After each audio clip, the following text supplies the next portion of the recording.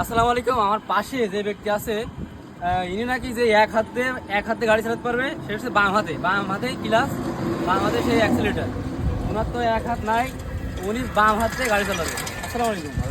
আমি শুনলাম আপনি নাকি এক হাতে গাড়ি চালাতে পারেন। জি এটা কি সত্যি? জি আবার আমি শুনলাম আপনি নাকি গাড়ি বা শুয়েও চালাতে পারেন জি। গাড়ির উপর। জি কিন্তু এক হাত নেই, বাম হাত দিয়ে, আসলে বাম হাতে দুটো কন্ট্রোল, এটা কিভাবে সম্ভব আসলে? ওরা সব সিস্টেম করে নিয়েছে, এটা কি একা চালাতে পারেন না আমাকে নিয়ে সবাইকে নিয়ে চালায়। দেখাতে পারবেন? হ্যাঁ, অবশ্যই। সমস্যা হবে না তো? না না ওটাই আচ্ছা, আপনি প্রথম চালা দেখান তো, আপনি দেখান।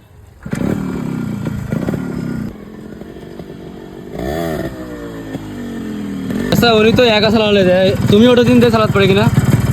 বেশি ওটা ভয় পাচ্ছ না তো? না না না। আচ্ছা,